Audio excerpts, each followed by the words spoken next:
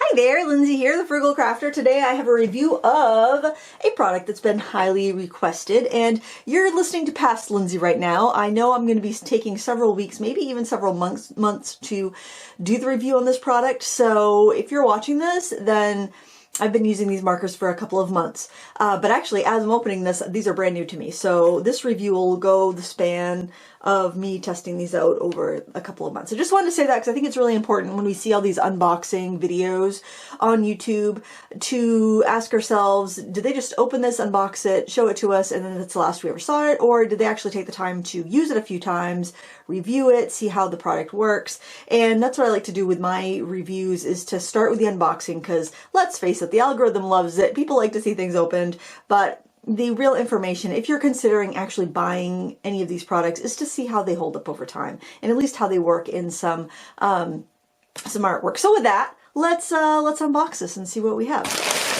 And it came with some packing paper. That's like a newsprint. I'm actually doing a gel printing little party with a friend. Well, I guess it's not really a party, but I'm going to be gel printing with a friend tomorrow, so I'm going to save that to use for kind of like, you know, when you need to like put something over your paper. Anyway, I'm reusing that for something else. Probably end up making wrapping paper out of it. But let's see what's in here. I'm so rambly. I know I'm so rambly today. I'm going to actually push this over to the side and then bring in things individually. So the first thing I have here is a marker pad.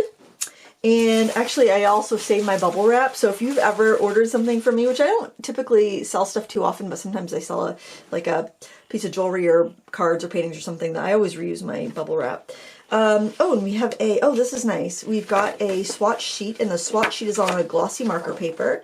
We have a premium paper that's specially formulated to use with OLO markers, or to use with alcohol markers anyway. With some information. The sketchbook is handmade in Eugene, Oregon.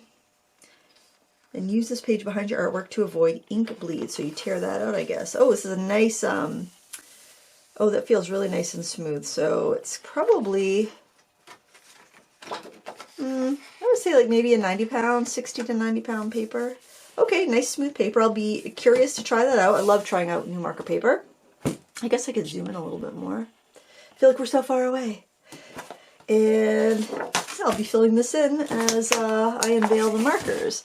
And then this is what we're here to see right here, are the markers themselves. Now I do want to be 100% transparent. OLO did reach out to me and ask me if I would like to review their products, and they did send me these markers for free. They let me choose 60 colors to make 30 markers, because you end up, well, you'll see when we do them here. So I very painstakingly went through the catalog, which is, I'm thinking there's like 120 something colors, and then maybe grays in addition to that. Actually, I probably could.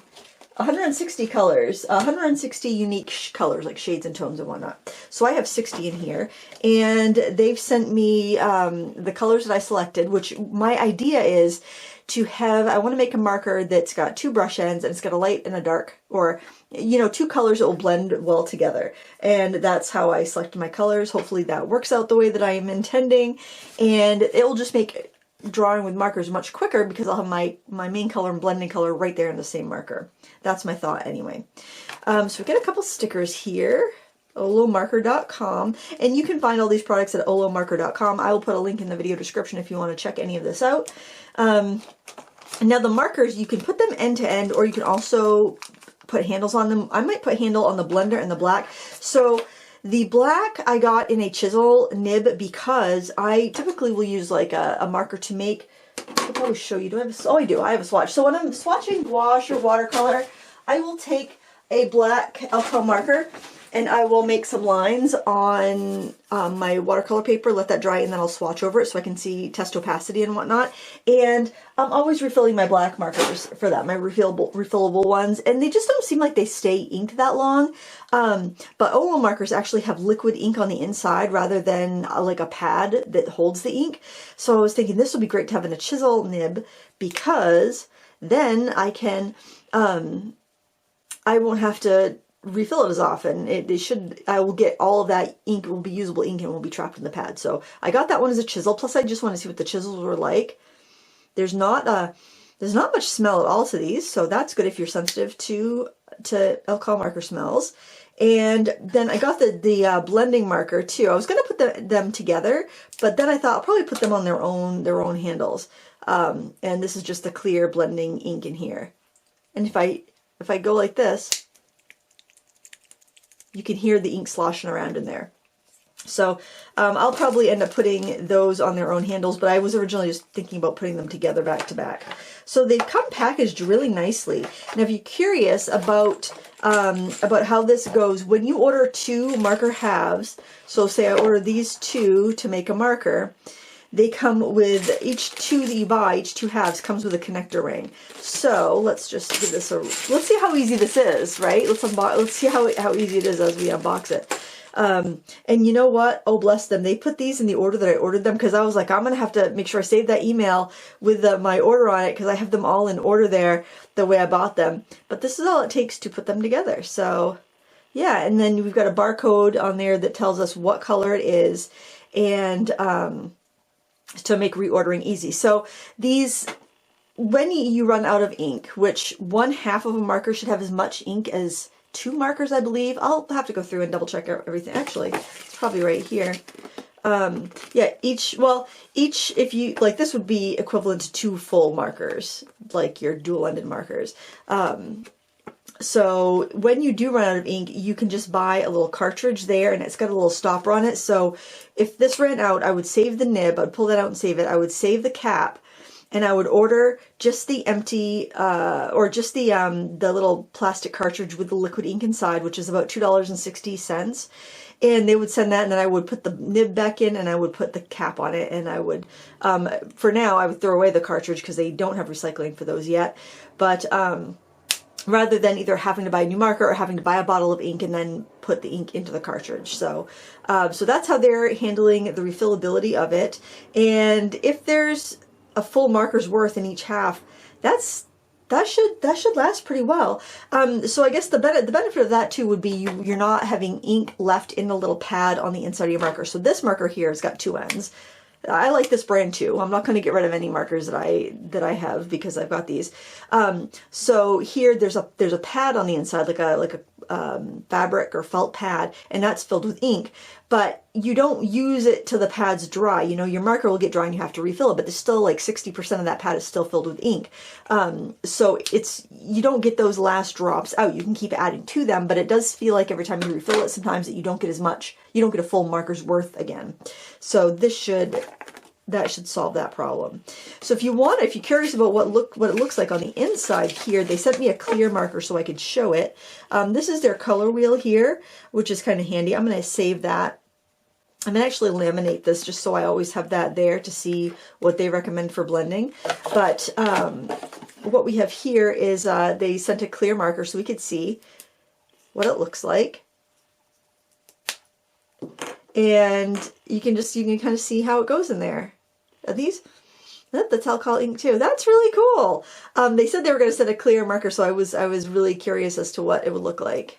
And they just have a little white connector in there to show.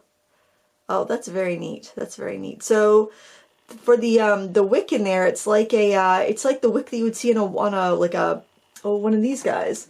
One of these water brushes has a little wick like that in there that has the loose ink. So that's going to keep it. That must be kind of like a valve situation that keeps it from, keeps you from getting just like too much ink feeding out. Because that's something I've been wondering how that's going to go. If it's going to be, I'm kind of curious if this is good. If these colors are actual colors. Yep, they're actual colors. Oh, that's cool. It'd be cool if I can, if they're actually usable, not just for show. But that's kind of neat, I think. So you can see about how full that is, how big it is. So I guess the thing for me to do now is to put my markers together using these little connector rings. And then I think for these, oh, maybe, do we need the connector rings for these guys? Let's see how this feels. Okay, we are going to need a connector ring for that.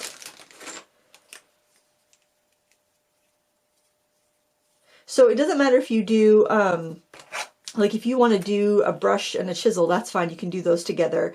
The connector rings are going to work with everything. The difference in the barrel colors is that the brush end ones are black and the chisel end ones are gray, so that you can kind of guess, you could tell really quickly if you're grabbing a marker what end you want, because you can order just a whole marker that's got a chisel end on one end, a brush on the other, and it would be half gray and half black, and then you know what side you're getting for the brush is black and the chisel is gray. So that is that's how they do that. But I want to see how this feels. I'm not going to be doing a ton of coloring with this because it's mostly for blending or erasing color, but that feels pretty comfortable. It's very light, actually. It's yeah, it feels very light. I don't know if that would be an issue if you were doing all your markers that way. Like maybe you don't want to do double-ended, you want to have it single-ended. But again, you would keep the handles. If you did need to replace the ink on something, you'd still keep your handle. You just order the cartridge and then keep your keep your nib, and you know, replace it when it comes. What I would do is, if you do have to order a replacement, I would keep your nib and marker together, capped up until it arrives, so you don't let that nib dry out. You never want to let your marker nibs dry out. So that, or I could even put the red handle on there if I want to feel sassy. But yeah, okay, that's kind of cool. So I'm just going to go through and put these markers together in their little blending groups, and then I'll start swatching and we'll go from there. Actually, I thought it might be a good idea just to fill out the swatch card while I'm doing it. Oh, the ink is nice and matte. I'm not seeing any speckling, so that's nice. I just want to do that black one. I'm not going to do the clear one because it's clear. We'll do our greens. Let's see, we have YG 2.5 and YG 2.3. So let's see how these work. YG 2. Is that 2.3 I have here? Yep. Okay, nib wise, it feels maybe a little bit firmer than a Copic. And this is 2.5. Oh, I like this paper. It's very smooth. It's very, like, the colors go very, go down very nicely. Let's do this one. This is G 0.01 and G.04. I tried to choose colors that I thought would blend well. Do you remember, it was probably like, oh my gosh, it was probably over 10 years ago. It was before Winsor Newton bought Letraset. They had a set of blending markers and I loved them. They were so cool. It was like a set of 12 and they would have, it was like 6 pairs of 2. And the blends weren't perfect. I don't think they were like perfect colors, but they, let's see, OR 4.1. But I really love that concept and I loved coloring with them. So this was kind of what I was thinking when I saw these. OR 4.1. I might not do this on camera. I think I'm a little slow. OR 4.1, which is oyster. Oh yeah, it's much nicer to do this when you've got them after you put them together. The caps are ventilated. That's 4.2, right? Because, I mean, these are short. If I don't have anything on them, they're, with a cap, they're probably just over 3 inches, like 3 1/4 inches.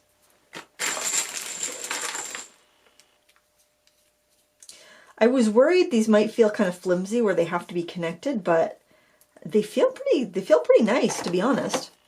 And I like that I'm going to have 60 colors and 30 markers. It's going to be very compact and that will be nice. So let's connect these two first and then swatch them out. Oh, I hope I didn't push that off the out of frame. Let's see. So we've got OR 7.2 and OR 7.4. OR 7.2. I like the feel of them. I don't like it when they're too flimsy, like the is it the Winsor Newton brush marker and the Prismacolor brush marker? They're a little mushy feeling almost, so I'm not getting any mushiness. These actually kind of feel like, and these are made in Japan. These remind me of the Letraset Tria markers. I don't know if you ever used those. They're no longer being made, but that's the feeling of the nib. It reminds me of a Tria nib. YO 2.7, yellow orange. 2.7 and 4.7. That seems like quite a jump. OLO. And you know, there could be a point, some of these could be put in different orders in how I arrange them, so I might have to move them around, but it's so easy to move them around. YO 2.7 sepia. Yeah, I thought that would be a really nice one to have, a good color to have. That definitely does have, I like yellow orange, because that does look more like yellow orange and sepia to me. 2.7 and 4.7. Oh, OR 4.7.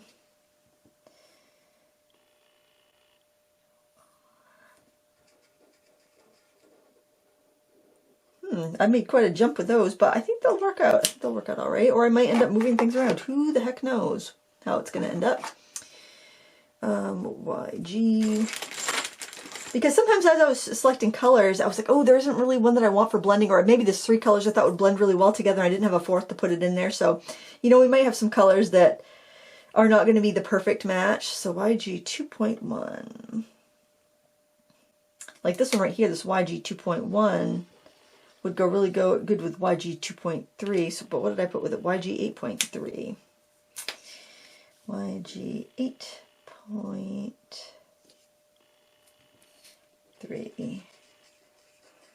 But that's kind of like a sagey yellow. I think those two actually would go pretty well together. So, but they're all going to go with the YGs. So far I'm impressed. I'm impressed with the, I don't need to swatch all, do you care? I don't think you probably care if I swatch all these on camera or not. But I like the way they're packaged. Also, I could save the box and just lay them down on their side like that and keep them together, which would be handy because I could put, I wonder if the sketchbook would fit in there. It might. No, it's a little too big. I was just thinking that might actually be a really nice case. But, yeah, I'm going to finish swatching these out and connecting them, and then I'm going to do some little blending tests with the colors I selected. I'll probably do it on the marker paper that they sent, and we'll meet back at that point after I get these markers all together. But pretty easy to go together. They feel nice and sturdy. I'm thinking weight-wise. Gosh, they feel about the same weight as another marker. They don't feel heavy, too heavy. They don't feel too light. They're just a little bit longer.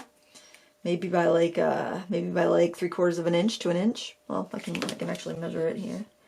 That's about 3/4 of an inch. No, 7/8 of an inch longer. So let's get these situated, and then when we see you back, we'll be doing some blending. I've been going along and I found the caps match the markers pretty well, with the exception of BG72. It's a silver jade. It looks much more like a sagey color on the cap, and it looks like a cool gray here on the marker itself. And the Forest Mist, the 7.0, looks like a really light cool gray. So that's one thing that I've just noticed, the cap was a little bit off on that one. That would definitely throw me if I picked that one up. So I just wanted to mention that because I would think, oh, these would go really well. They're both BGs, but yeah, the sea glass there and that silver jade are quite different. But maybe that's supposed to be blue-gray instead of blue-green. Maybe it's supposed to be, maybe it switches over to blue-gray. I don't know. It looks like it would be kind of green, like this in the BG family, but it's very gray, very little green undertone that I can see. But other than that, I've been really happy with how these have matched the caps, and that's all. We'll see when this is all swatched. I've swatched the markers, and I have them here, just standing in the box for right now.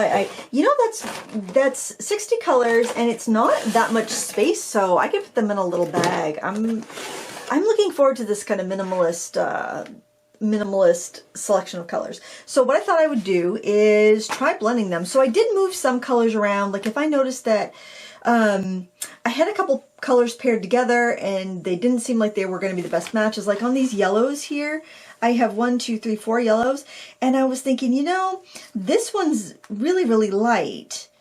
And this one's a little bit darker, so I moved those two together, and then I took those two together because they seem to have about the same undertone, and I just think they would be a better, like a more gradual blend. So if I came across anything like that I felt like, oh, I think it would blend better with this one, I just moved it.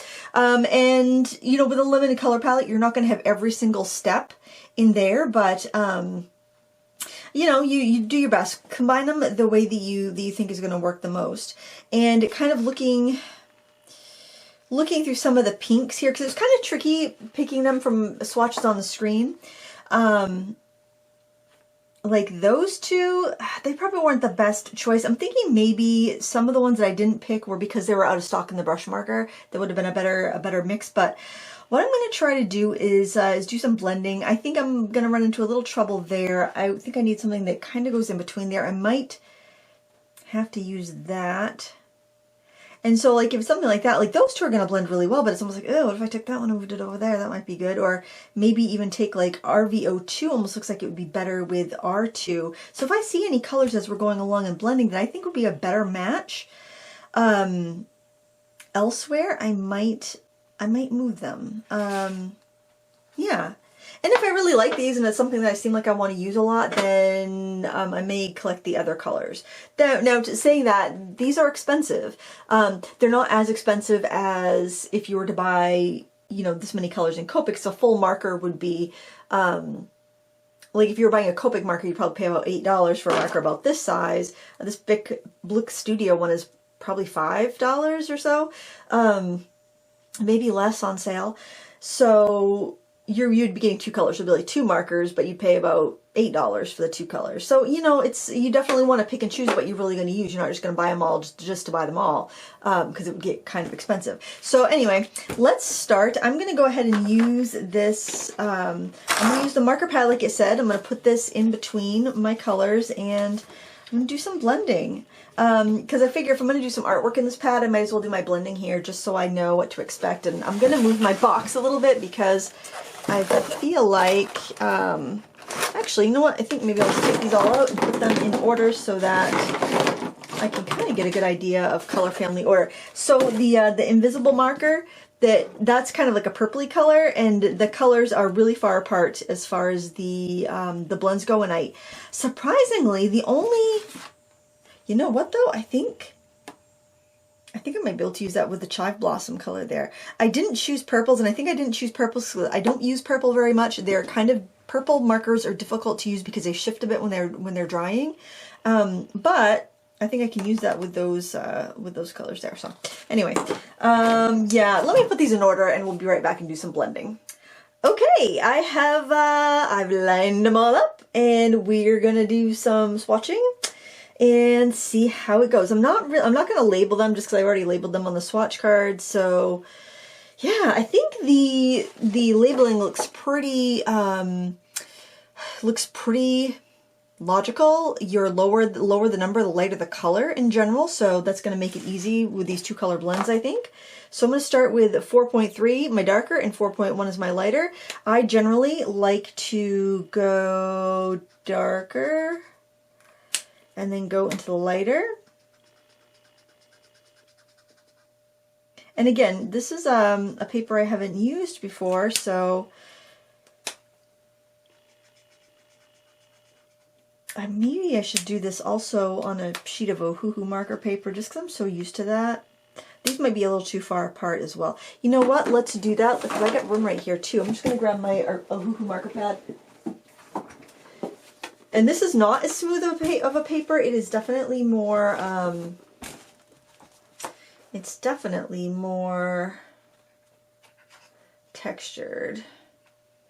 To find something I don't have this because the Ohuhu stuff bleeds, so I don't want to work on the back of something that I want to keep because it will not be great. So let's just do that right here.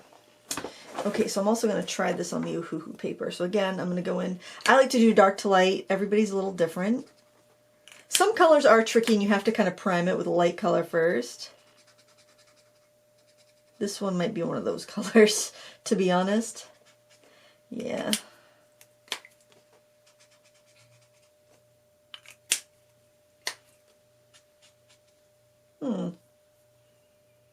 are blended better here, and we also have to wait for the shift to change because, oh, and you know what? I wanted to try the sample marker here, the clear sample marker. Let me prime it because purples are tricky. And I don't know what these colors are supposed to be.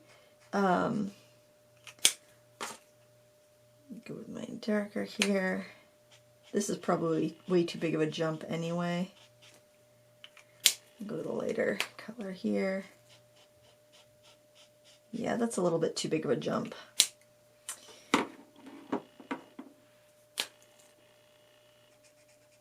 It's a pretty color though.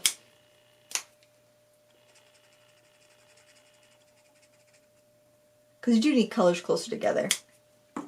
So, yeah, that lighter color is so light it just wants to kind of bleach it out. Let's do this next color. This is RV02 and RV01. Maybe we'll prime it with this just to... That is really light. I might have went a little too crazy with the super light colors, to be honest. That's a bit of a jump, but it does seem to be blending a little bit better. Let's do priming here.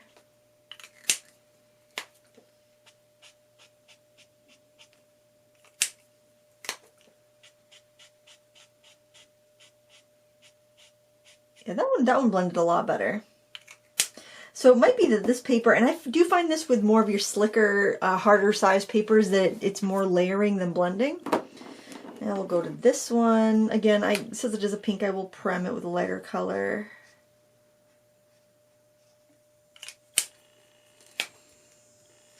And I'll carefully put down my color, a little bit more of a flicking motion, just to give it a little bit of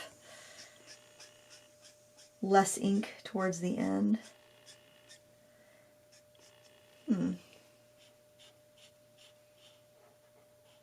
I like the nibs. They remind me so much of the Tria nibs from Letraset. I miss those markers so much. I loved those markers. I had a set of like, I wish I bought more when I had the chance. Oh, look at that. Blending really well in the Ohuhu marker paper. I have a little bit of a line there, but I could go over it with another. And it could be that maybe I didn't pick the best colors to blend. I think that looks pretty good, actually. Okay, I think those are a pretty good mix. I think this one's a little too far apart, but, oh, you know what? I was actually thinking of maybe swapping those colors. What about doing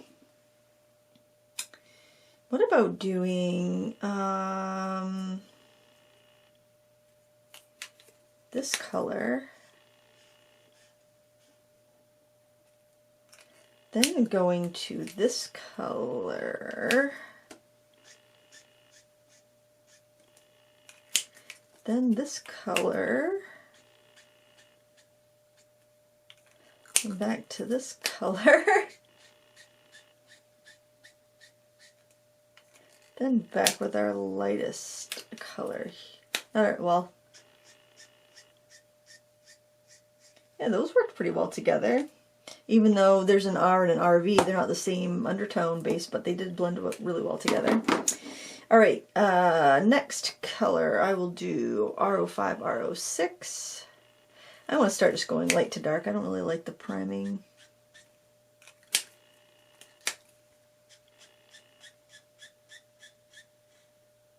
They're close enough. They blend really good. They're almost seems like they might be a little too close. Too close in color, maybe.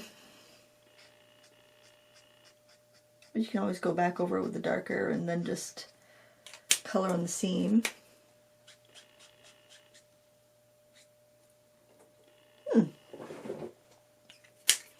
Let's do a dark to light over here. Now on the Ohuhu paper, I'm getting more feathering. Yeah, that blended really good. This is actually a really nice combo for red, because red's a harder color to blend. I'm pretty happy with that. Alright, let's do this one. I'm going to again do dark to light. This is orange. I got a lot of the orange colors, because orange, that's where you're going to find your browns as well. Oh yeah, that blended with no effort. Let's do it over here. I find orange does pretty well. Orange and green and brown. That'll do pretty well for blending. Yeah, that's a pretty easy blend. Okay, that's nice. These two are really good. I think this one's pretty good. These, I don't think I picked the best colors for my pink blends. So,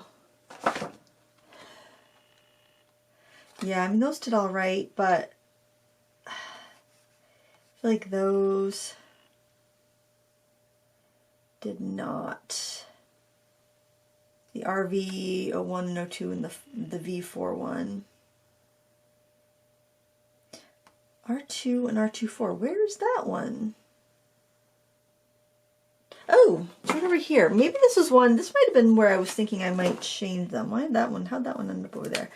Let's try that one, because I might switch. Because look how dark that is. Those are really far apart, but maybe I can do something different there. Let's try it over here. We'll need to prime because pink is hard. We're also going to see how it dries, because it's got that little bit of violet in it it has a little bit of a shift to it. So I'm thinking maybe I need to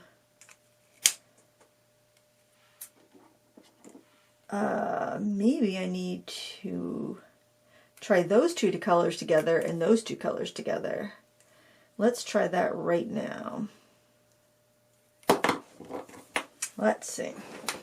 Because if it's a better blend, I'm going to go with it, regardless of what my color charts say and what is the quote-unquote right way to do it. If it works better, then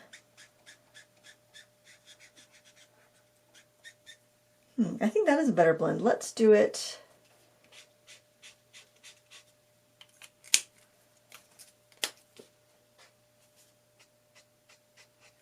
That's still pretty dark. Did I do the same?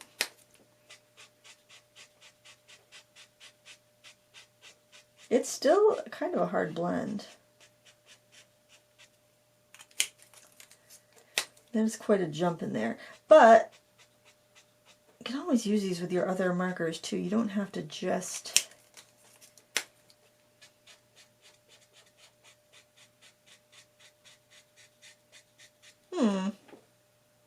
I don't know. I feel like I probably need some more pinks in there to make those work. But, you know, you can also layer up, like say you have this color pink and you want a darker pink, you can let that dry and then go over that again.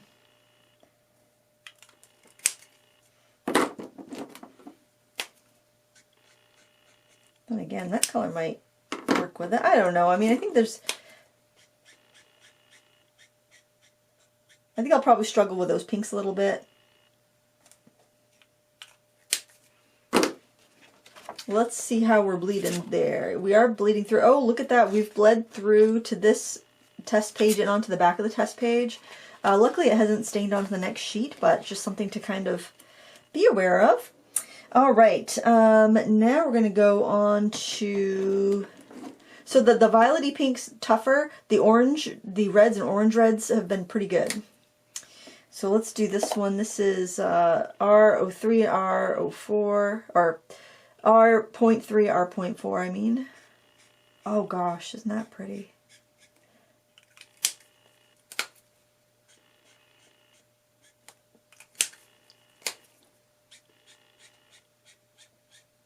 Yeah, that blended pretty good, I think. Do it over here. I'm just going to color in a little patch, and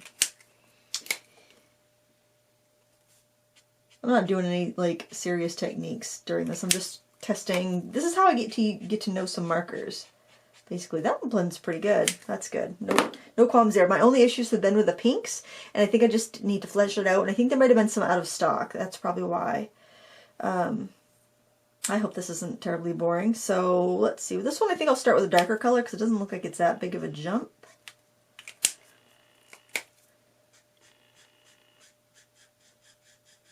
Oh, there might be a bit of, oh, actually no, it's blending quite nicely. That's nice. Now it's not typically how I work with the markers. I will start with like a really light sketch with a color erase pencil, and then I will oh, that blended really nicely. And then I'll color in with my marker, I'll layer up, I'll get it how I want it. Then when I'm happy with it, then I do my fine lining, because I find that works really well for me. And then because I kind of draw as I go. Oh, that's really pale. That looks really nice. I think those blend really well. Yeah, just the pink so far I've had issue with. I should probably start, I probably should have warned you that this is going to be a long video. So now we got some browns. They're still in the orange family. Oh, that's really nice. That's going to be nice for like little critters. If you like to color stamped images. Something else we're going to have to see. Oh, that's effortless. That blends so well, dark to light. Love that. This was a good mix. No, feeling of the nibs. They feel good. I would not know that was a liquid ink in there. I was kind of thinking that it was going to feel like it fed really quickly, which wasn't necessarily a deterrent to me, because I draw quickly generally. I'm not seeing, maybe a little bit of speckling in those violets, but that was a real big jump that I took. But overall, I'm not seeing a lot of speckling, maybe a little bit, but nothing outrageous. When my colors are close together, I find that I can go dark to light. Like those are almost, I would almost say they're too close together because of how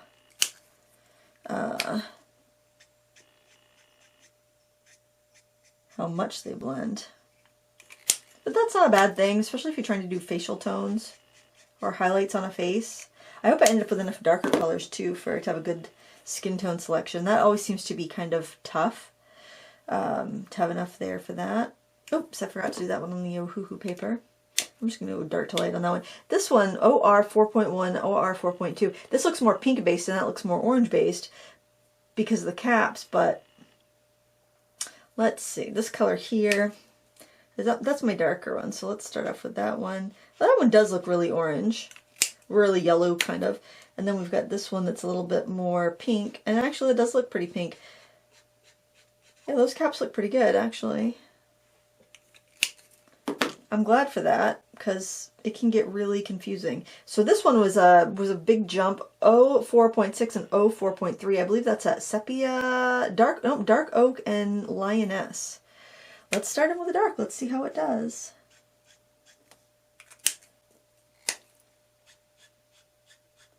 And this one might need priming. That is kind of a jump.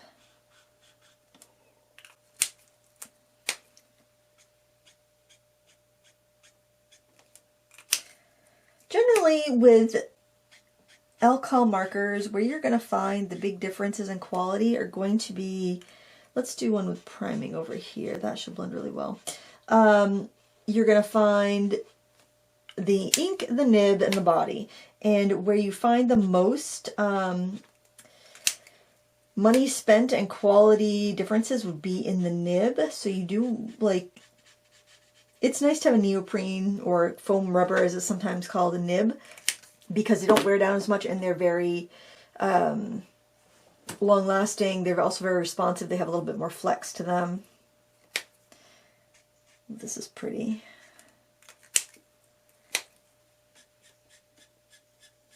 I think these were colors that I also, no, maybe not.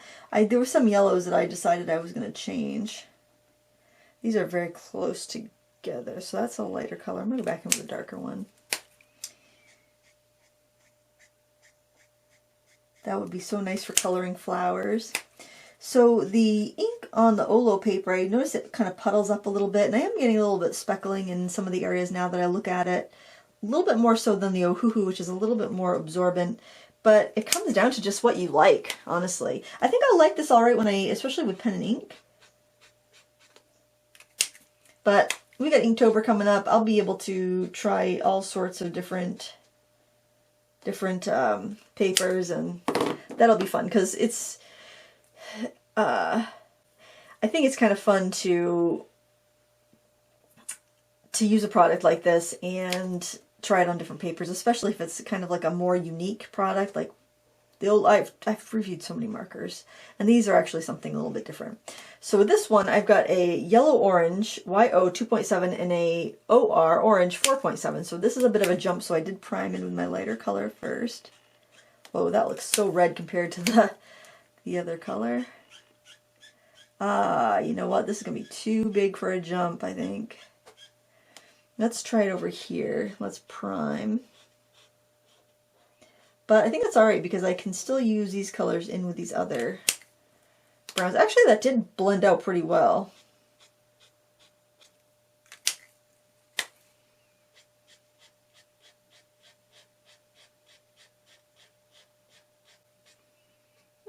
I do notice more speckling when I have a bigger jump in my marker color. That actually settled down and blended out pretty well. I don't know if I will keep them like this. I might end up getting a color to, like, the one next to sepia was yellow ochre, so that might be better to put a yellow ochre next to sepia, and maybe cocoa bean next to the chocolate, but I don't have those right now. I'm going to leave them like that for the time being.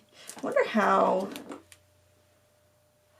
how these two would do together, though. Actually, I kind of wonder how both of these would do with that darker marker. So let's just try that. Let's try... Oh wait, that's not the one I meant. That's not the one I meant at all.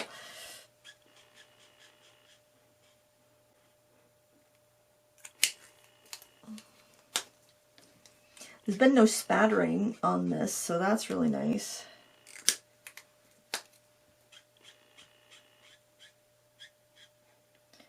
Okay, so that mixed pretty well. So that was the dark oak plus chocolate, and that will do the dark oak plus sepia. I'll do the sepia first. That's a little, crap, that's the wrong color. The sepia first. Is that sepia? That's sepia. That does not look sepia to me. And then I was going to do this color. That actually looks like it's going to look pretty good together. And this is sepia again.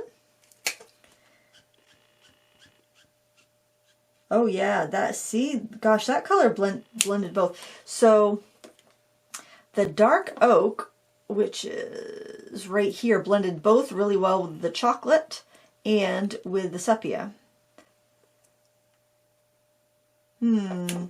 Part of me is wondering if maybe I should flip-flop them. Let's see how Lioness works with... That's Lioness right there, I think. Let's see how Lioness and sepia work. Because that might be a better... that sepia is so yellow.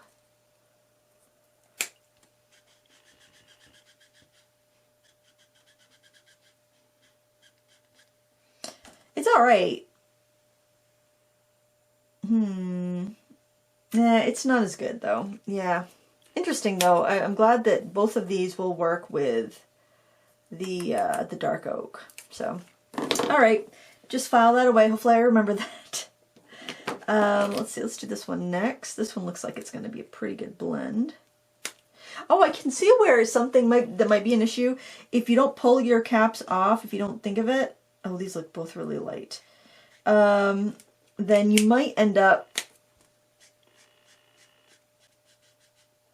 unscrewing the center. These are both so light. I guess I didn't need both of those colors.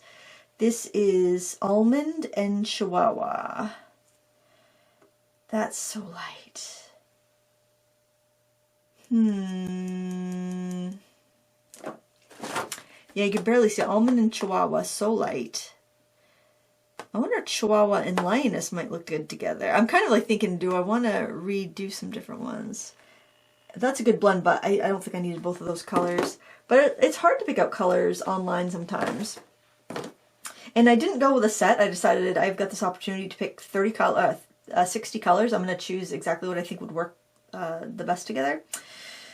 All right, pudding and butterscotch. Looks like butterscotch is a little bit darker.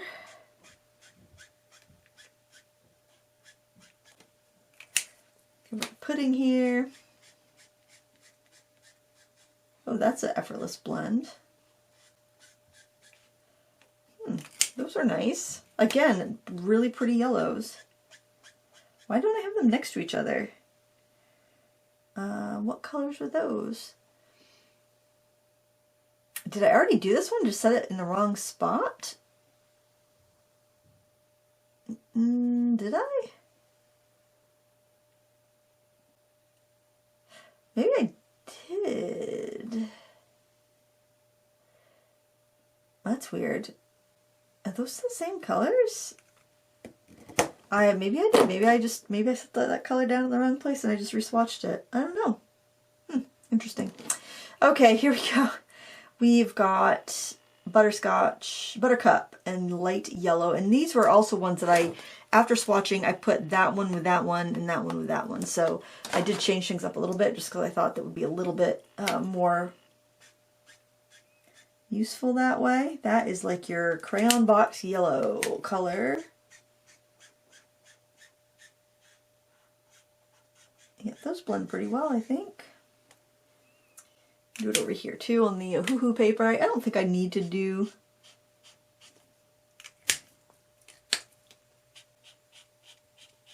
yeah, they're actually quite close together. Yeah, that's pretty effortless. And then these were the other ones that I did that I switched. The lighter colors feel drier, which isn't really that unusual with alcohol markers. Yeah, those are very close as well. Now I'm thinking maybe they're too close and I should move them back. Maybe?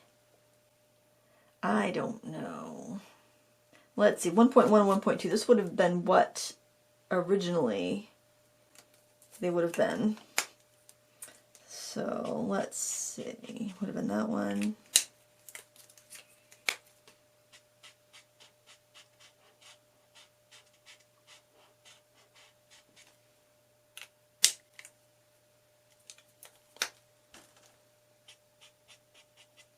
Actually, at least that gives me a little bit of more of a blend. Maybe I will move those back because I think that's a little bit more interesting. Okay, I'm moving those back.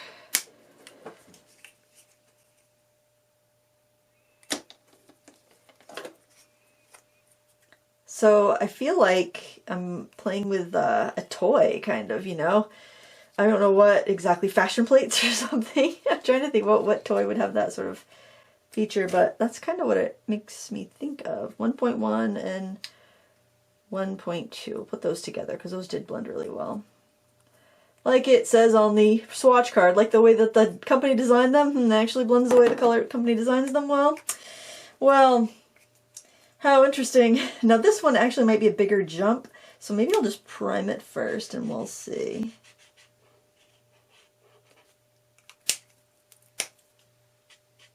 Because that is a big jump, so I don't know. I also noticed that some markers feel a little bit stiffer than others.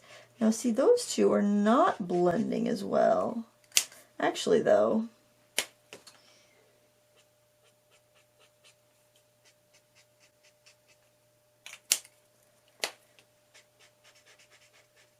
I think that is going to blend out. But that is kind of a jump.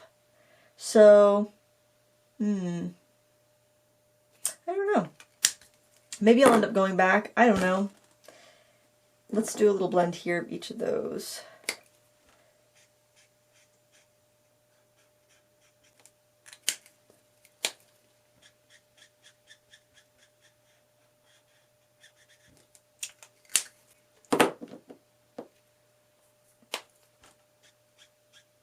I probably should prime this one. Do I have the right ones? Why 2.0, why 2.3? See, that seems like such a big jump. I don't know.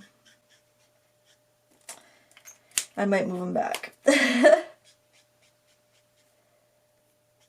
But then they're so close that I feel like they're not even, they just look like a solid color.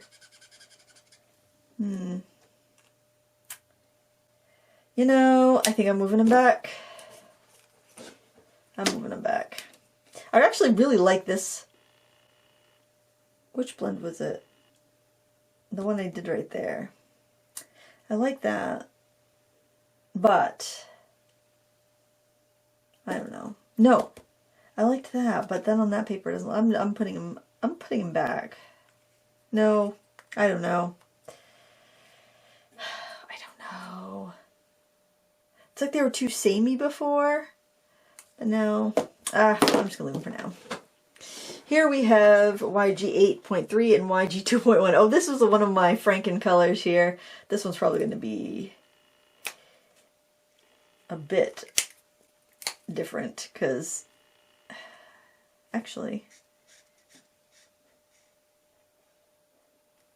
it might not be that bad because I wanted to get 2 more greens, but I didn't really have 2 that would go together. But actually, yeah, I think that one's going to be all right. That's a really pretty color. That would go good with those yellows I just did.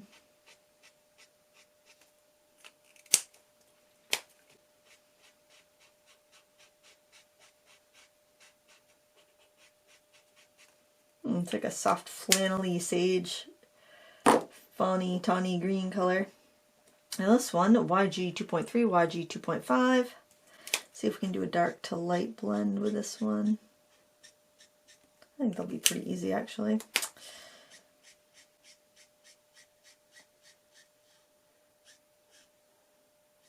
Almost looks like the 2.5 was lighter.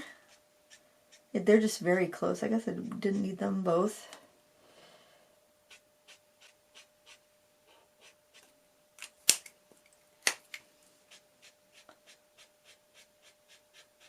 I guess one's a little bit more saturated too, just a little bit more vibrant.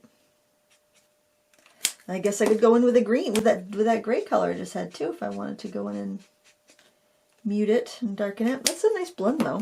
It's a very easy blend.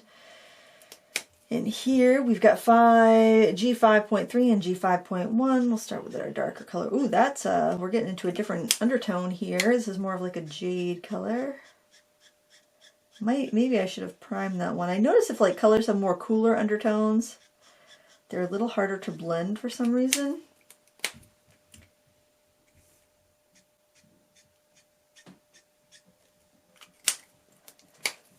I feel like I'm flooding the paper a bit too much. Let's do that over here. Let's do our light.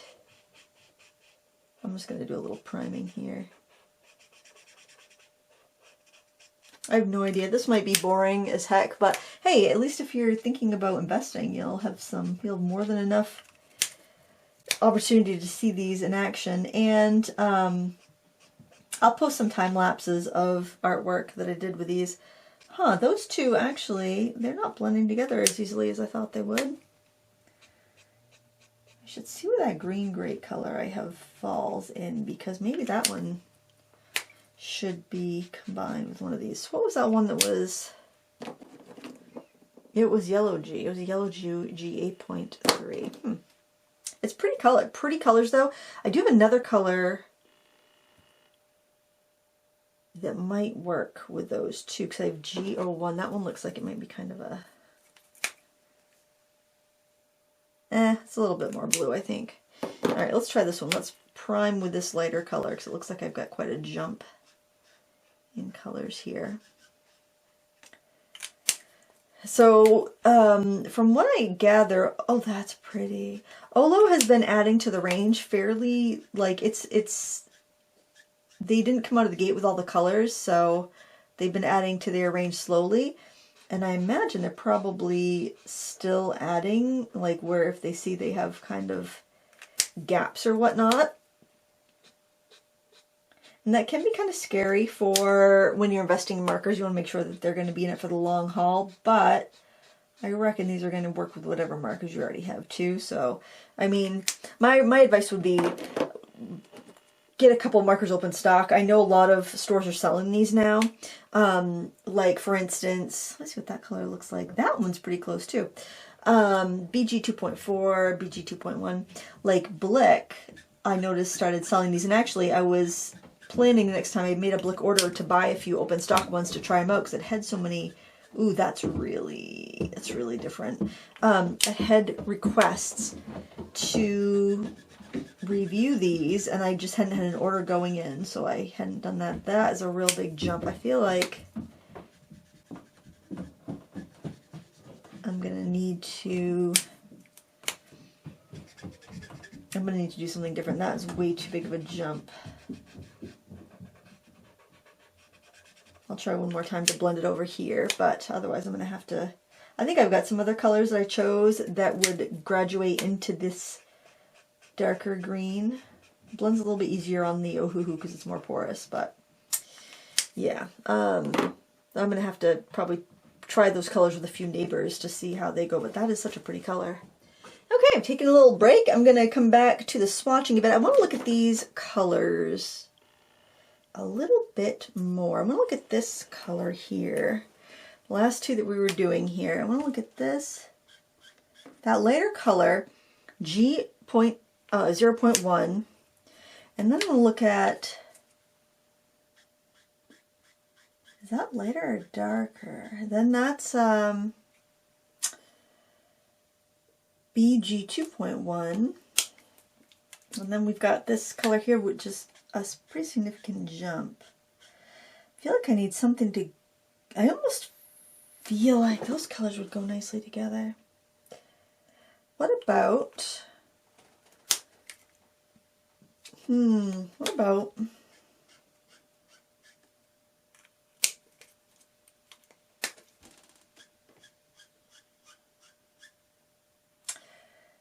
those go pretty well together.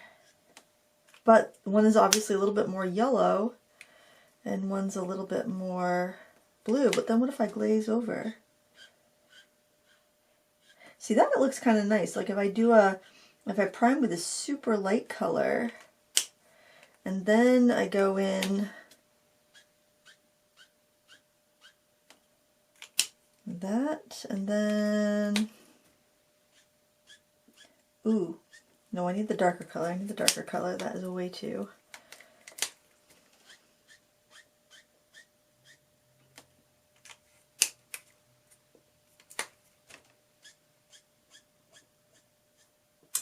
Man, I almost think that, and it's probably just value based, but like BG 2.4 and G 0.4 work good together. I'm gonna have to keep that in mind.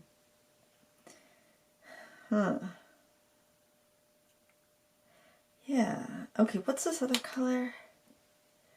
We've got that. Oops, I did get a little splash there. I haven't seen that happen yet.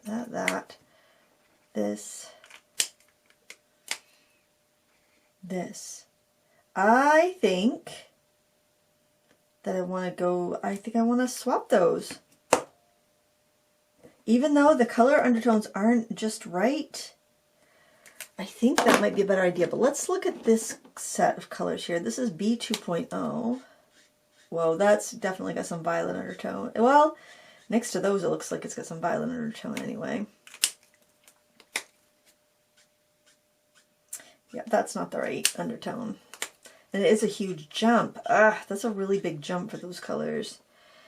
Maybe this will blend in with some other colors. Maybe I have something value-wise. I'm thinking about,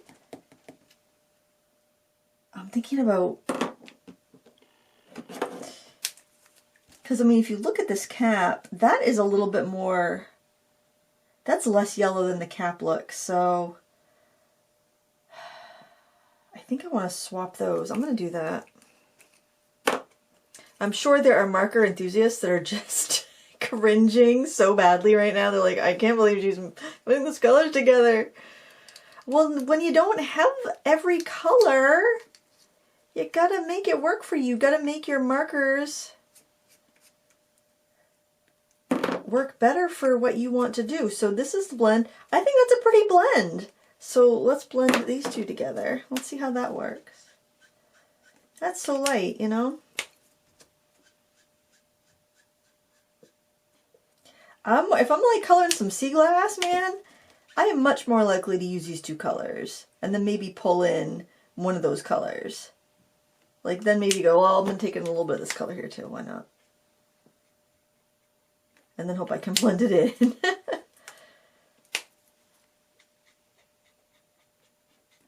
Which is hard because it's such a big jump. I could use that for my darkest. Yeah. But those colors work good together. Kind of wondering, what about... Yeah. Because that's so light. That is so light. I did that with... I don't know if this is useful to anybody except me. Like, those blend really... Those are good together. I could put those together. Okay, let's see. That would be... That's B 2.0 and BG 2.1. Well, let's see what this color... Yeah, that color is just way too... It's way too blue. Wonder how those colors would blend together, though.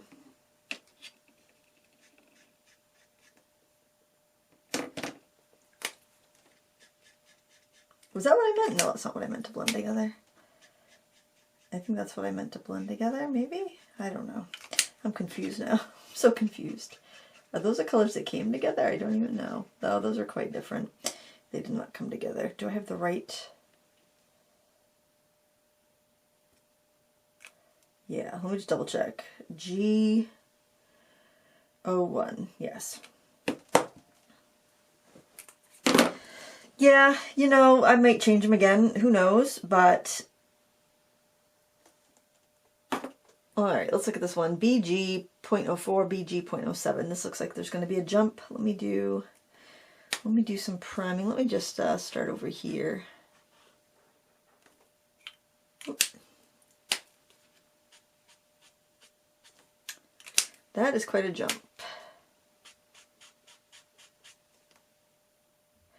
Now, what's the color I just had? Was it this one? Ooh, wait a minute. What about that one? Oh, those two go pretty well together. Maybe those should be together. Which ones was it? It was B.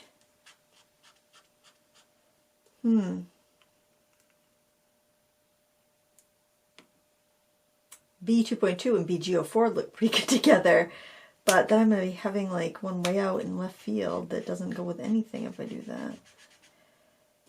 That's so light. Then what if I go in with this darker color? That's so dark. That seems so dark. And what did I blend it out? I blended it out with this one. I'm still getting quite a bit of line. It's almost like those two, the BG 0.4 and the BB 2.2 go really well together, and then I've got the outlier, the BG 7, which seems to be way too dark for anything. B 2.4. I didn't get two of the same one, did I? I got B 2.4 and B 2.6. Let's see what that looks like. B 2.4. Let's prime with that one. Oh, I've missed doing it on the OLO paper. Am I recording? Yeah, I'm recording. And there's a big jump there too. Oh, I think I took too big of jumps with the blues. I really think I did. Let's just look at our swatch sheet. So there's B 2.2, B 2.4, B 2.6. Let's see what those three colors look to. Did I just do those colors together? 2.2, 2.4, 2.6. All right. Let's try it over here. Let's do a nice chunky swatch here. That's our lightest. Then we're going to go, I'll do my dark.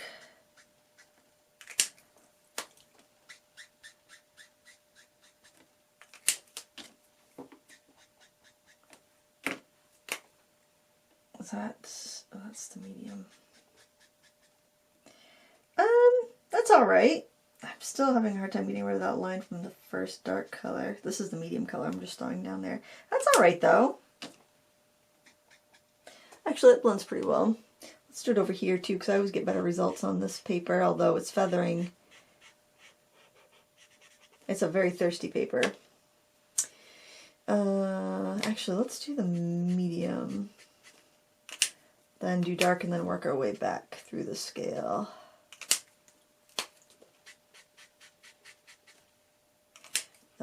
And I've got some, yeah, that dark one still wants to stain badly. I'm going to go back in with a medium color, see if I can get that to normalize a bit. Oh, that looks better.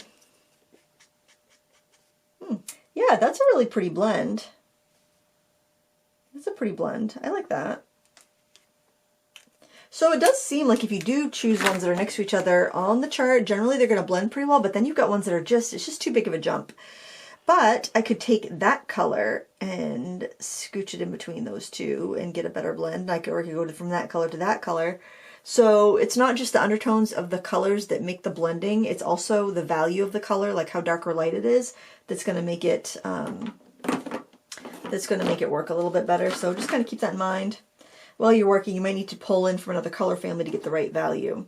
So now we have BV 2.2, BV 2.3. This does look like it's a pretty big jump on the marker caps, but on the swatches, not so much. It looks, the caps look like they're further apart than they are, I think. So now we'll start over here. Am I still on screen? Okay. I think it's funny that even with like the liquid ink inside that, oh, that's pretty, that your lighter colors still feel drier, even though you've got all that liquid ink in there. Oh, that blends really nicely. That's not bad. I wonder if, well, let me do the priming here over here. We'll do another one. And then I want to try going dark to light. Generally, violets are difficult to blend. So if you're looking for those really pastel purples that blend well, this is BV 2.2 and BV 2.3. So I would recommend that if you're, those are hard to find. Okay, yeah, that is pretty, I mean, it's harder to blend on this paper than on the more absorbent paper, but it still works, you know, and I think, no, actually the pinks aren't quite that. I was thinking the pinks might be a little bit purpley enough, but no, they're really not. I do want to try over here, though, going dark to light to see how that will work on the Ohuhu. That's blending up pretty well on the Ohuhu.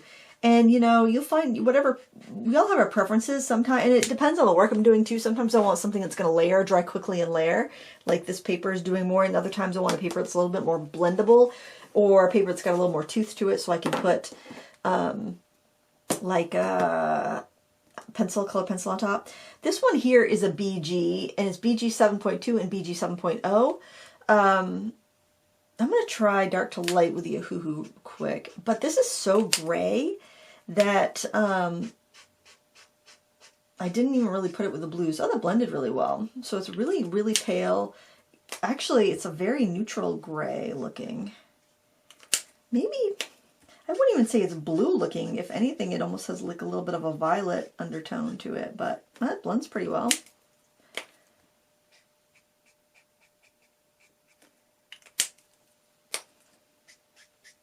Yeah, blends fine. But I definitely would call this a gray versus a blue. But look at the jump. So that's a lighter color right there. It barely shows up on the swatch. In fact, I'm going to swatch it again just to give it a little bit more. Oops, I swatched it with the wrong color. Oh, shoot. Shoot, shoot, shoot.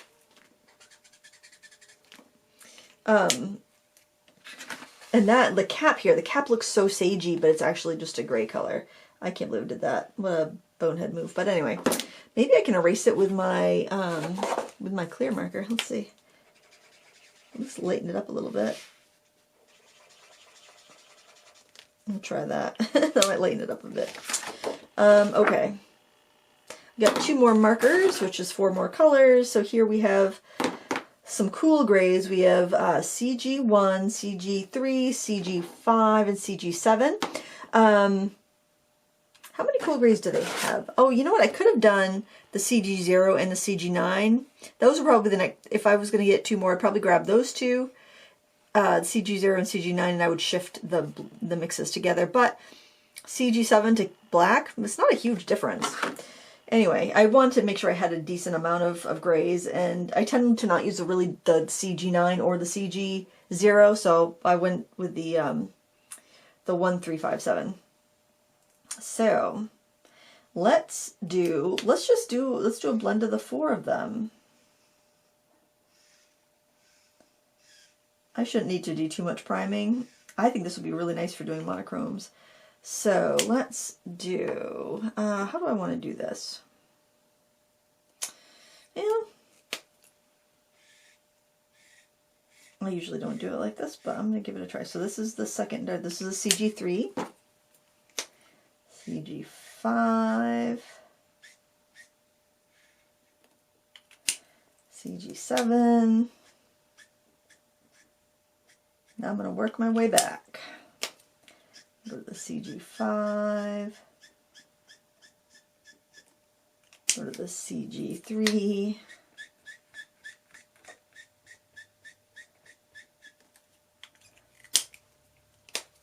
and then go back to the CG1.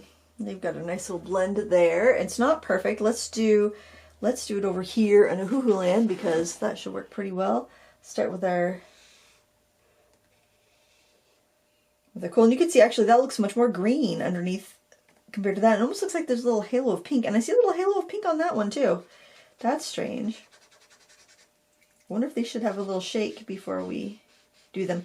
Now this really light color does seem to be dragging on my hoo-hoo paper. And I could just go dark to light. Excuse me. Yeah, let's just do dark to light on the hoo-hoo and see how that goes. I don't think I should have made this so long. I feel like this is just drinking up the marker ink. Ink-wise, I don't know if I notice a huge difference in like the quality of the ink versus other markers I have. I usually don't notice a huge difference between inks. And then last is the CG1. I mean, I think that's a pretty easy gray blend. And then we could just do the two first here. Let's just do the two first. Oh shoot! I just did the three. Ah. Let me just do the one over it really quick. So this is with priming. I'm going to prime it with the CG1. And then I'll flick in the CG3.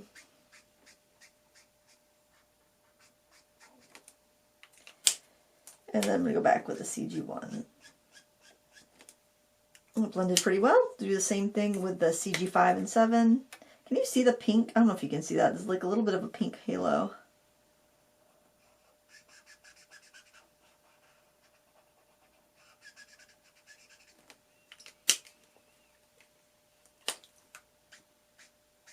So these just little tests that I've been doing here, just getting used to the markers. Nothing major, probably nothing anybody even really needs to see, but I think it's interesting to do it, and I thought maybe it would help people.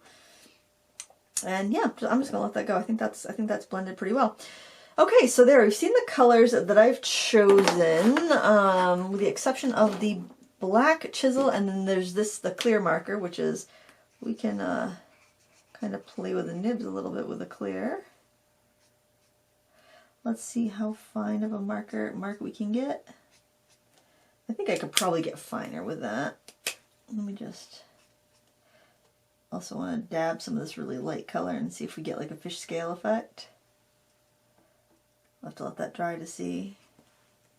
Let's grab, what did I do with that black one anyway? What did I do with that?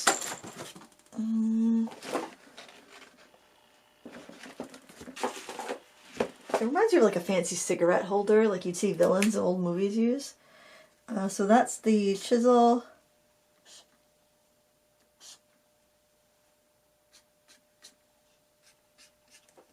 Alright, I want to see how fine of a line I can get. I want to take, let me get a dark color for this. Let me take this teal color.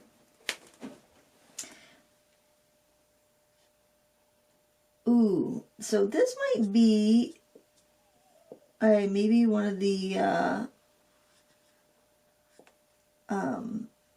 potential downsides of just having the brush tip is the fineness of your line. And on the chisel, the chisel nib, can you see that? If this is it facing you, it's blunt on the end, and then you got the chisel, and then it's pretty wide. It's pretty wide. So I'm just going to show you here. So this is the full width. This is the blunt end, but you can use it on its side, and you get some fine lines. How detailed can you get with that?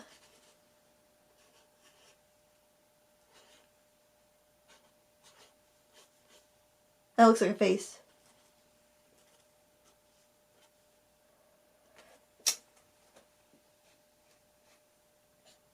I fine line with fine liners anyway, so it doesn't really matter that much, but let me grab this blick and see how fine I can get with a brush tip on that one.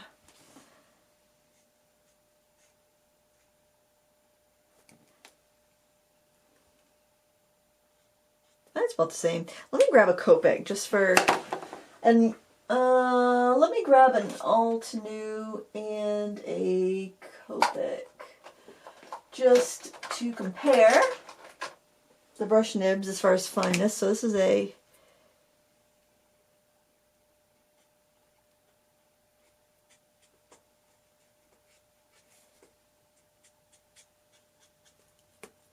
and then let's do the Alt New, which has a brush and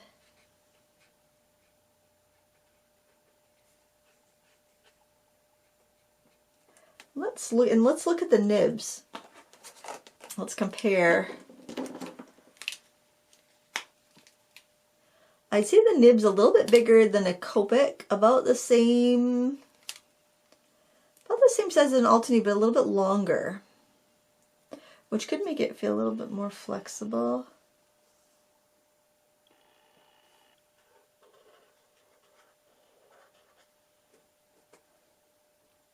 Response-wise, though, wait a minute. Yeah, that's OLO. I picked about the same exact color as the Alt New. Yeah, I don't know, this one feels a little bit more flexible. But it has a little bit hard time springing back. Let me try.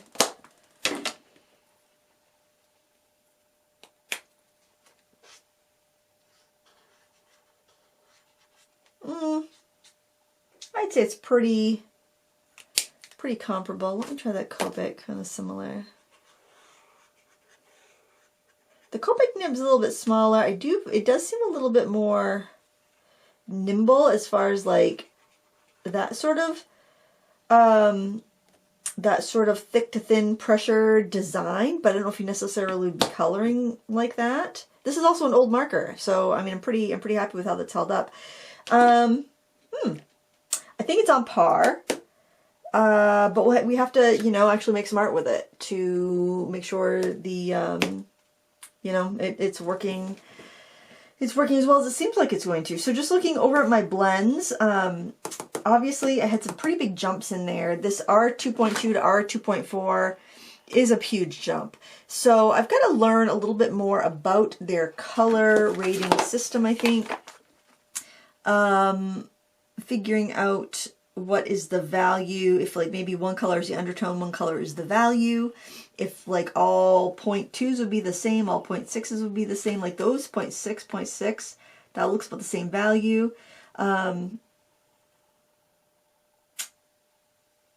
Maybe it's like whatever's before the decimal is one thing, whatever's after the decimal is something. Things that seem to have like the let's see, it's a 0.7. That doesn't seem darker than the 0.6 over there. So I got to figure out what the relationship is to those numbers, if there is one, and do some artwork with it. And then as I find out more, I will come back to the video. And this will be long, I'm sure, but better to have more information before you shell out a bunch of money, I think. I've been using these markers for a couple of months now, and I'm ready to share my final thoughts. So hopefully you'll find it useful if you're thinking about purchasing these markers. First of all, I want to show you some artwork that I made with the markers. I did share these on Instagram, so you may be familiar with them. This is one I started sketching with the really pale tones of the markers, and then once I felt like I had my sketch pretty well done, I went with sepia fine liners and just did all my outlining. And I really like the way that came out. The light tones are very pretty. They're very soft. For me, they're light enough. There may be some artists that need those super, super like 000 lightness colors that Copic offers, but for me, the lights are perfectly light enough. I also have this one here. And I used the colorless blender marker to do the lightning inside of the dewdrops here. And again, I used a black fine liner to do my outlining. This paper, this is the OLO sketchbook that we swatched in originally. The paper is very slick. It's great for markers. You can get some blends, but it's not as blending as the cardstock I typically use, which is the Ohuhu marker pad. And I have a couple of examples in here to share. And I do have videos on the ones from the Ohuhu pad. This was done with the markers and kind of dove in with the markers first, and then I added some colored pencils towards the end. I tend to do that anyway, but I do have a limited selection here of colors, so I did have to augment a little bit. Here again, I used the clear eraser, the clear marker, this one right here, to erase the ink in the background, and that worked really well on this paper. This paper has a little bit more tooth to it, so it's really nice if you like to do some mixed media on top of your markers, and it worked great. I had no qualms whatsoever. And then I did have a real-time version of this in Critique Club, and I have a time-lapse on YouTube, and time-lapses of these, so if you want to see those in action, you can go ahead and check those out. But the thing that I found with using these markers is that they felt like every other alcohol marker that I've used, every other high quality alcohol marker. I thought that the ink might kind of flood out really quickly and be difficult to keep up with, but that wasn't the case at all. And I think that's down to, if you can see in this clear marker, there's like a straw. Can you see that? There's like a straw in there that the ink has to go up through there. If I tip it like that, you can kind of see that. And that keeps it, rather than having the felt pad inside the marker like your typical markers have, it has, that regulates it. It keeps it from like gushing out when you're working or evaporating, which is really nice. The downside to that is it makes it so that you have to get these cartridges to refill them rather than just being able to get a big bottle of ink and refill it like you would, say like a Blick Studio Altenew or a Copic marker. So, you know, it is a plus and it is a minus. The big benefit to this technology is that you use 90% of the ink. Like, you're not wasting as much ink as you would with a typical marker, where 60% of it, or where 40% of it stays locked in the marker pad on the inside that you never can access because you never really can run that marker dry. So you do get a little more utility of the ink. Now, they say that one marker half here is equivalent to a standard marker, so a double-ended marker like this would be equivalent to 2 standard markers. And that's why I did different colors on each end, because I figured that they're each a marker's worth of ink. That's going to be perfect for me. Price-wise, I had to double check all my prices. The brush halves, which is what I used, are $4.10 each. They are available open stock or in sets, but you don't save any money getting the sets. So this is truly a type of marker that you can buy open stock slowly over time to see what you actually need and use, and make your own custom set that is bespoke to you and is going to meet your needs, and you don't have a bunch of colors that you're not going to use. Oftentimes when you buy a set of markers in sets, or a set of anything in sets, you do get a cheaper price per in a set, but that's not the case here. So unless you just want help choosing colors, there's really no advantage to getting the sets, unless you just know, I want them all, I love this idea, take my money, you know, then okay, get a set. But But I think collecting slowly over time is the best bet with these. The chisel ends, if you want to get a chisel half like I have here with my black marker, that is, I gotta double check my notes, $3.39 a chisel. And the refills are, it doesn't matter if you get the refill in the gray body or the black body. The gray body would be the chisel, the black body would be the brush. They are going to run you $2.69 for the ink refills. And with the ink refills, you just get this section. You don't get a cap. You get there's a little stopper on there, and you don't get a nib. You save your nibs and you move them over. The nibs are more affordable than Copic or a lot of other similar quality nibs. You get 5 brush nibs for $6.30 or 10 chisel nibs for $6.30. I doubt your chisel nibs are going to wear out too quickly. Brush nibs do tend to wear out after a while, but these are the neoprene nibs, so I think they're going to last a lot longer than, say, like an Ohuhu nib. That said, like an Ohuhu nib is those double-sided nibs, so you flip it around if they get dull. It just really depends on what you like. I like the bounce of the neoprene, also called foam rubber nibs, but everybody's a little bit different. I find that the neoprene nibs keep their tip longer, and they have a little bit more bounce and flexibility to them. So you know, it's down to what you want.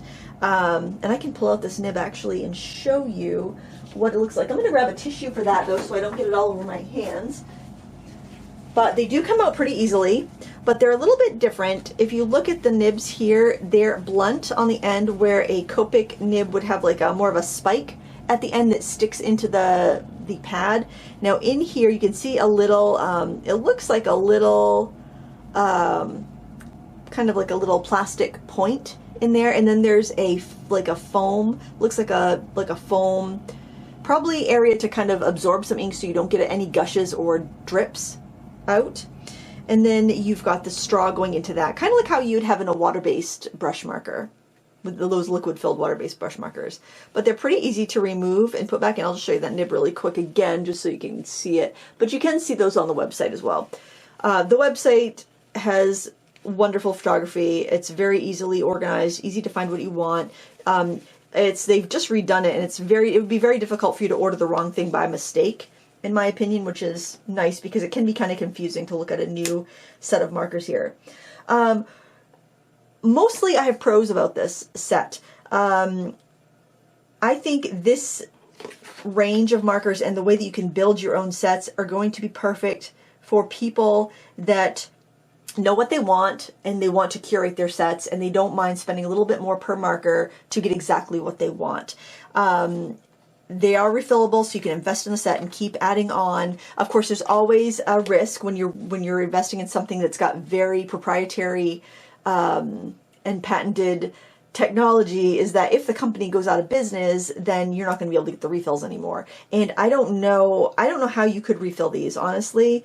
I mean, looking at everything is sealed up. You know, I don't know how you'd get this out and get that little straw out so you could actually fill that out if you wanted to. So you are kind of limited to the colors that this company offers. They do have 160.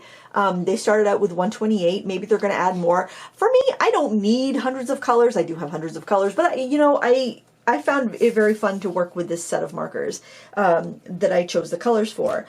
But, you know, if there's that risk. If the company goes out of business, you're not going to be able to get the refills. And then once your markers are empty, you've got to invest in something else. So that, I think, is really the only con. Also, if you're an artist on a budget and you want to get a bunch of colors, this is going to be a much more expensive way. You can get a set of, you know, for instance, I've got 58 colors here. You can get a set of 60 Ohuhu colors in brush tips for probably around $50. So it's not going to be...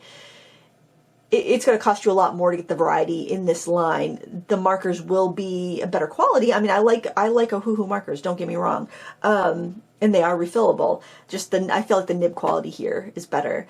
But it's going to cost you a lot more. For the same price and what's here, this lets, you know, this is probably 200. I can't do math in my head, but take 410 times 30. What's that, 100? 220? I don't know. But anyway, it's a lot more. You could get many more markers for that price in a budget brand. So, you know, this isn't going to be the best bet for somebody that's looking to get a bunch of colors at the lowest price. But, you know, every product isn't for everyone. You have to decide what your criteria are and get what's going to meet your needs. They do ship worldwide, so you can get these no matter where you live, which is nice.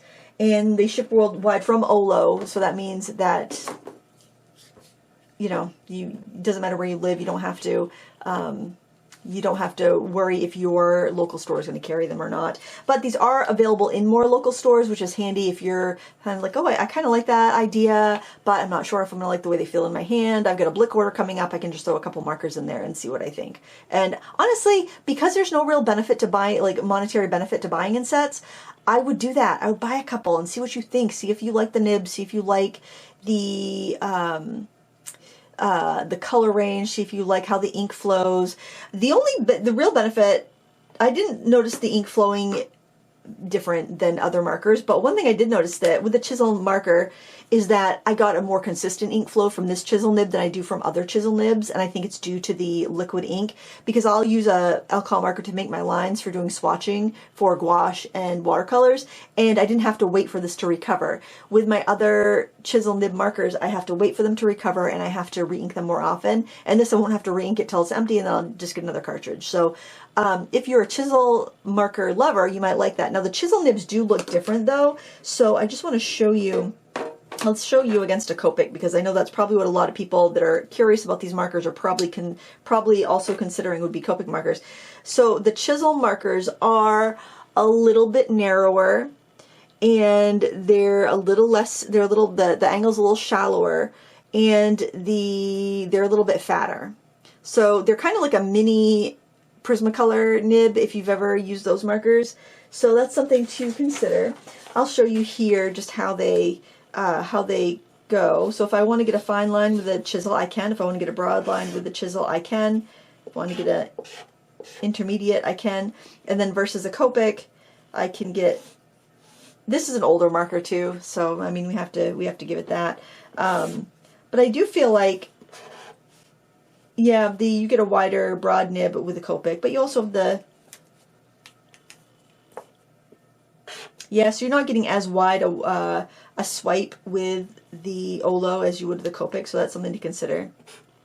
So Copic probably gives you a little more versatility as far as the width of your nib, but yeah, for those that are interested in the chisel nib, I just want to make sure you see the difference in the size in case that's like a deal breaker for you. As far as the brush nibs though, let me grab one of the, I can actually just use the tester one here. I found them to be very responsive, quite flexible. I think the Blick Studio is a little bit firmer than the OLO, but I think a Copic's a little bit softer. So if you're familiar with those markers, just to give you kind of an idea of where they fall in that range. Let's try the Altenew. Let's see how that one is. I think Altenew and Copic are softer than the OLO, and then the Blick Studio is a little bit firmer. So they're right in that same range. They have a very similar feel. I think the firmness to the OLO nib might have to do with the length of it, where it doesn't have that longer spine to kind of give you that flexibility. But I don't know. I'm not a marker manufacturer, so I can't say for sure. But just as far as bounciness and softness, it's kind of right in that realm of those markers, and those happen to be the markers that I enjoy the tips of the most. So I'm happy with that. Just looking at my notes here. Oh, they also have storage available, and I get a lot of questions about the storage. I have my markers in behind me, like in SatChat videos, and I've never been able to find a company doing a storage like that. They actually have a storage like that. I think it's $50. It's wider but not as high as what I have, but I'm sure you could stack them. So for those of you looking for those, there's a link to OLO in the video description. If you want to click on it, you can see everything they have to offer. But you know, that's a good option if you're looking for something like this. This is a nurse's clipboard, so because of the amount of markers I have, this fits them perfectly.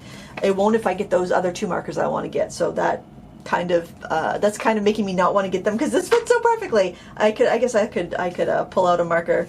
I could delete one that I don't use as often. I also didn't go for any bright purples, because bright purples they're colors I don't use very often, and they're also notoriously difficult to blend. So I just I got a couple light purples and called it a day. So I guess I don't have a perfectly well-rounded range, but for what I tend to draw, which tends to be more organic, natural subjects, this works really well for me. And I can overlap, like I can use pinks and reds and blues and overlap to make purples if I'm doing like I did with that iris. I used some really pale purples and some really pale greens. So, you know, there's ways to get around that because it is a secondary color. And with purple ink being so difficult to blend, for me, this is a better arrangement. But anyway, I wanted to show you the OLO color wheel here. They do have a logical color numbering and color blending system, and it is kind of difficult to jump between blending systems. I tend to just go by eye with them, but they do on the Instagram page. I would highly recommend, if you're considering these markers or if you have these markers, check out their Instagram page, because they have some really clear illustrations on how to blend the colors, like how to blend them left to right, how to blend them via their number system. Like I said, I made my own little blending doubles and I just went with that. So I think this would actually be quite nice for rubber stampers, people that like to color in adult coloring books, and you want to put two colors together that are going to be kind of foolproof. You can do the work figuring out what those colors are. They pretty much go on their color swatch. It's pretty easy to figure if you look at their numbering systems what colors are going to blend well together. And then once you have those set, you really don't have to refer back to their blending advice so much. But they do offer some good instructions on their Instagram account as to what colors will blend, and I would recommend checking that out if you're purchasing these markers or thinking about it, just to understand their color mixing system, especially if you're going to invest in this system and that's what you're going to get, because then it really pays to dig deep and understand their color theory and numbering system and why they do it the way they do it. If you're using bunches of different markers together like I do, it's probably not as important to pay attention to that. But just to show you their color wheel, how they break everything down, they have their oranges, and within the oranges you're going to see some browns there. You actually even get down in the orange red, you get some browns there.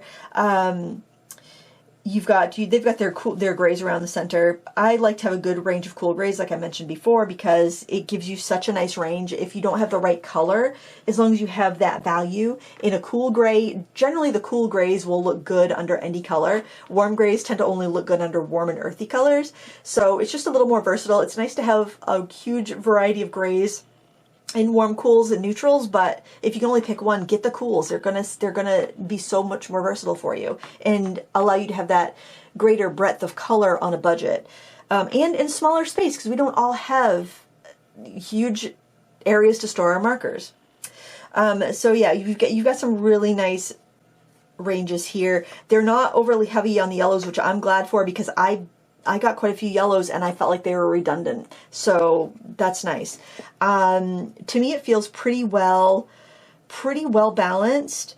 They have a lot of nice of these desaturated violet colors too, if you want purples that aren't like in your face, hard to blend, crazy purples. I think it's just really smart. I think they don't have as many colors as a Copic, Ohuhu. I'm not sure what Altenew has for colors. I like those markers a lot too. They have more colors than Blick Studio. I think these are kind of a contender in the Blick Studio Altenew range. I actually, I think I like these better than Copic's, just because Copic went to that smaller refill bottle. So any edge that Copic had in affordability or sustainability was lost when they did that. So I would say that these are value-wise better than Copic. Definitely on par. I think maybe Blick Studio and Altenew are a little bit better value, but you know, it really depends on what you want.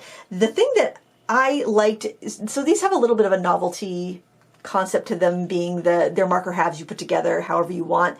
I love that. I love how versatile that is and how you can customize it. And it reminds me of another marker that I also liked, but the reason I don't use them very much is because honestly I'm afraid of them running out, and that would be the Tri-Blend markers by Spectrum Noir, where you have 3 markers that kind of nestle together, but they have felt pads in them. So when you have a marker here, only that much, it's got a tiny little, less of an inch long little pad holding all the ink for these markers.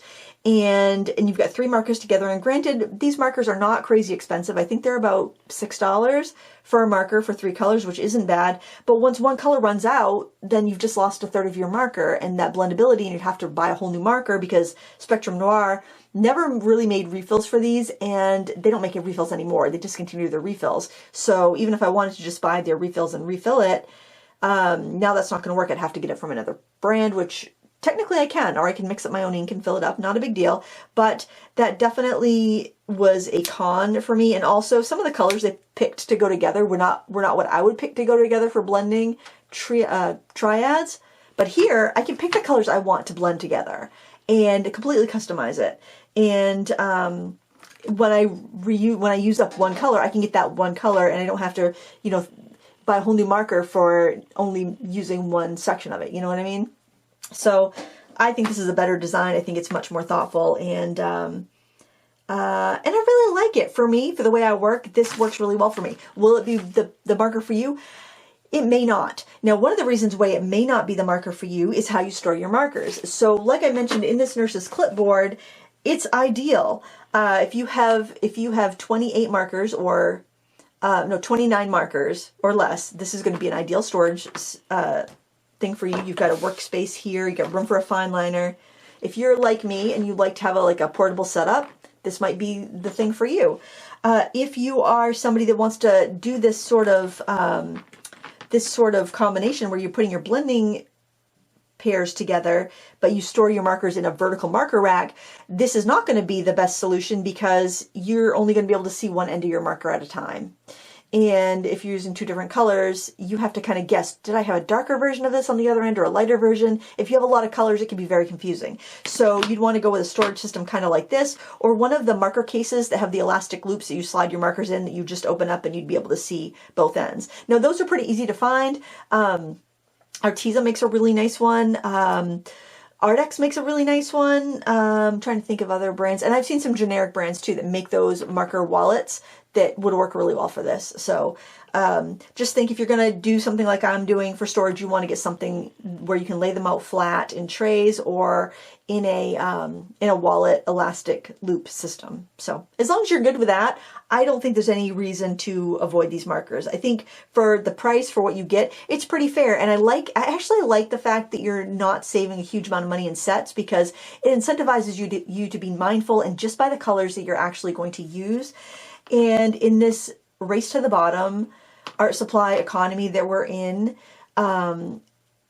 it's been very incentivized for companies just to put out these huge, bigger sets that can be kind of overwhelming, honestly. And to be taking a moment, because if you're getting the brush ends, you're spending $4.10 per marker, to take a moment and look at the options, choose the colors you're actually going to use.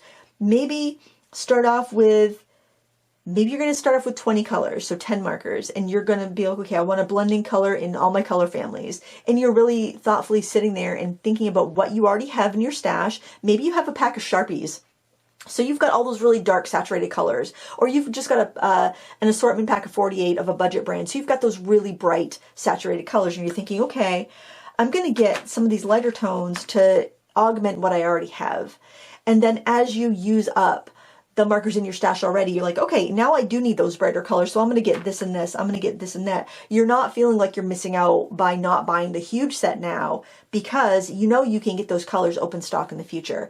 And like I said, I don't think this company is going to go under. I see a lot of influential artists online switching over to OLO markers, which is a really good sign, because a lot of these markers have, a lot of these artists have a good influence online.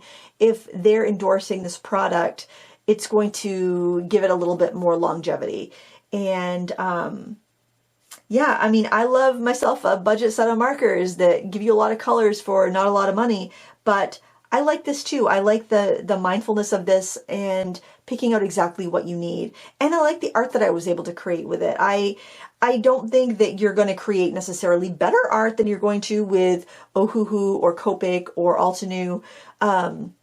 or any of the decent alcohol markers that are out there, but I do like that you can customize your palette a little bit more and save a little bit of space. Now they are a little bit longer than your typical marker, so let's just take a Copic, which are about the same size as a Blick Studio and an Altenew, and let's just put them together. You know, they're the same size as an Altenew marker, and a little bit longer than a Copic. So just to give you a little bit of an idea of what it's going to feel like. Altenew have a little bit of a triangular barrel. These are round. I didn't have any issues with them unscrewing. Like, I can unscrew them if I try to, but using them, I didn't have any issues. Then again, I have a very light grip when I color and I draw, so that might be it. If you have arthritis or you tend to really grab that marker with a death grip, you might unscrew them, but I didn't have that issue because I tend to, if I'm coloring, I tend to be holding down, like if I want to blend, I tend to be holding on that bottom third of the marker. If I'm sketching, I might be holding way out here, but it's still, I'm not holding it on that seam where it might unscrew. You know, I was skeptical. I thought these were kind of gimmicky when I first heard about them, and when people were asking me to review them, I was like, oh, I don't know. And I fully intended to throw a few in a Blick cart when I was doing an order at some point.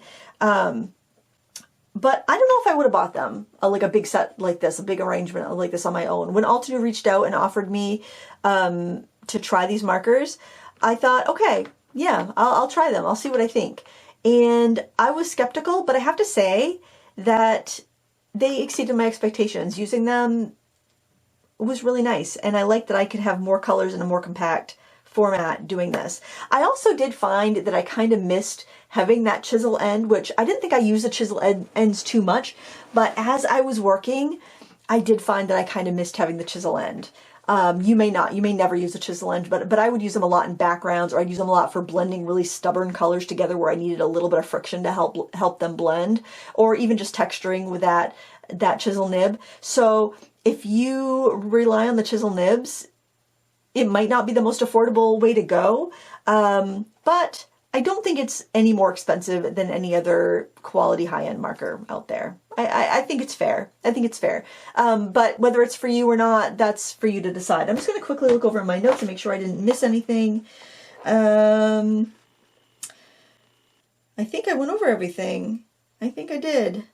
Yeah, and I will put the pros and cons list in the video description. Honestly, my only con would be that they might, you know, who knows? It's a proprietary system. If they don't stay in business, then you'd be out of luck getting refills for them. But considering a lot of markers don't even offer refills, I don't think it's a huge risk, because you'd still have the marker until you used it up. You wouldn't be losing, 40% of the ink in the marker pad on the inside, according to their research. But anyway, I like them. I'm happy with them. And if you have any questions, feel free to let me know in the comments below. I'll answer them to the best of my ability. If you're considering purchasing these, it doesn't hurt to watch a few other tutorials and see what other people have to say before you make an investment like this. And I want to thank OLO for sending these, because I did enjoy them. They're quite nice, and I'm going to keep them in this case or maybe a wallet, and use them some more, because I like simple, and this simplifies things, and I like that. So thank you for watching. Please give me a thumbs up if you enjoyed this review, and until next time, happy crafting!